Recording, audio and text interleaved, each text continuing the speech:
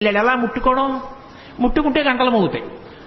చూశాడు పరాత్పరుడు, ఆయన శాసనానికి ఏది లొంగది. ఓ గంటలలారా మీరు మ్రోగకుడు అన్నాడు. అవి విన్నాయి. చక్కగా వెన్న తీశాడు, పిల్లలందరికీ పెట్టాడు. ముందు వాళ్ళకి పెడితే కాంత అంత ఎండవు, అందరికీ అందింది.